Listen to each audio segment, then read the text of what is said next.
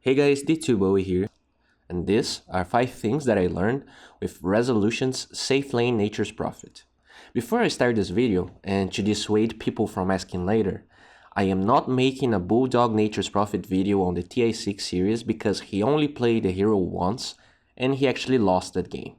Also, I think it's cool to have a guide that at least mentions Safe Lane Nature's Prophet, since as far as I know, there are very few of these guides on YouTube, even though it's been pretty common for quite some time. The third thing we're going to talk about is Sprout. Sprout is a very simple skill on the outside, but it hides tons of uses, combos and wands, just to name a few. In this first clip, Resolution is going to gank the Luna, and after casting Sprout, he manages to use Nature's Call, but still kept the Luna locked in with part of the Sprout. The thing about Nature's Call is that it destroys every tree in the AoE you cast the skill, but by using it only on a portion of the Sprout, he manages to still lock the Luna, but also dealing damage and blocking her with the treants. It is also a very good skill to block narrow paths. Tower is under attack.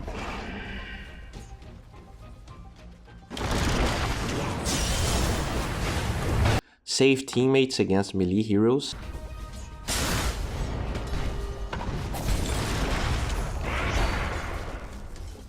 And it's also a very good combo with smoke screen.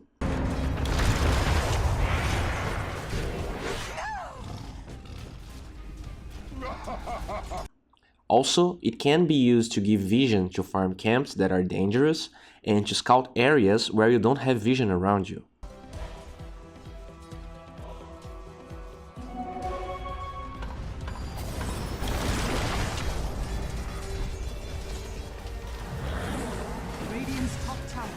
Nature's Prophet treants are also a very simple skill, but there are tons of uses for them, especially in the laning phase. Let's take a look at the beginning. As soon as he respawns, he summons treants and sends one to the dire jungle and one to the ancient area to scout for items, lane choices and even wards if possible. As soon as 32 seconds are left until the rune spawns, he summons more treants and leaves the base, probably because he needs around that time to reach the rune area. Keep in mind that he has boots though. In case a clash happens, having these treants and the possibility to summon more when the fight starts is very important.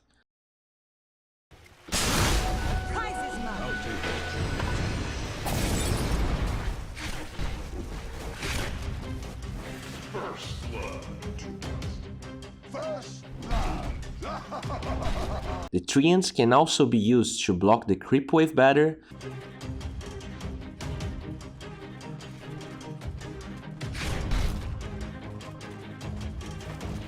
to harass the offlaner, especially in the early levels, because with more levels, Sand King can kill them very easily with Caustic Finale. See how he uses the treants to discourage Sand King to last hit while securing less hits for himself. They are also very good to secure less hits under the tower before you have more levels and a phase boots. Teleport is also a very simple skill. You click a location you want to teleport to, and you do it. In this game, Resolution was supposed to create space until the Alchemist was online, or at least help taking some of the attention off the Alchemist, so it was very expected of him to join skirmishes and early fights. Pay attention in 2 things. First, his item build. Phase into Windlace into Drums. That synergizes a lot with the way he plays the hero. He almost never TP'd very close to the fight. And even when he did, he tried to TP to the fog, because first, if something goes very wrong during the time he's teleporting, he can TP back or just run away. But at the same time, since he has a lot of early move speed, even when he TPs a little bit away from the fight, he can keep chasing and sprouting enemies to kill them.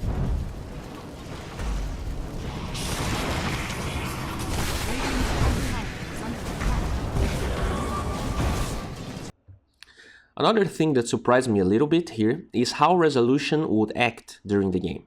Usually, Nature's Prophets, even in the offlane, are considered greedy heroes that only farm and split push.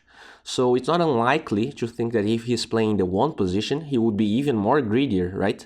But one of the most common things we saw Resolution doing was hiding and checking the map.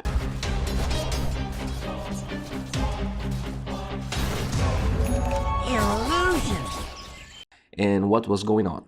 You can argue that against a Mirana he would play less greedy, and that's true, but I was really impressed with his playstyle. When you saw him farming a creep wave, it was usually after a one teamfight or after he spotted the entire enemy team in a completely different part of the map.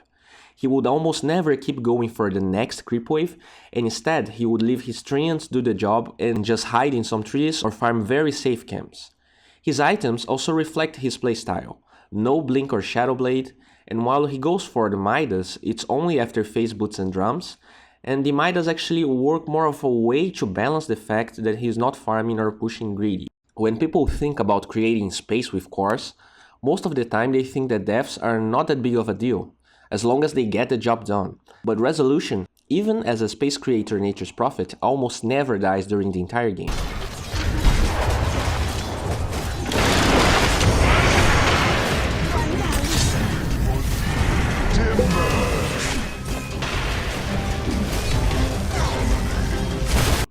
And he also refrains from joining a lot of fights.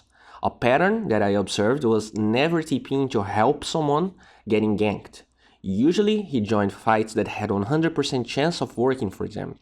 And of course, watching the game as a replay is way easier than playing. So to actually know in a second whether that TP is 100% safe or not is way harder than it actually is. Okay guys, this is it for today. If you enjoyed this video, please give it a thumbs up. If you're new to my channel, please subscribe to it. I'm making videos like this every day, and I'm sure something here will spark your interest. And if you really like my channel, please check my Patreon rewards and see if any of them are of your liking. Bye. Taking it later on is definitely a plus of this build. Since Radiant blocked the lane creeps too much, they had to make a side pull or else the lane would push. Because there comes a point where... I need something for anti-push. Well, Ember is definitely one of the best anti-push heroes. Not to mention, you're going to have Shadow Demon plus Luna illusions. That's why I'm putting a lot of emphasis on this early game, because whoever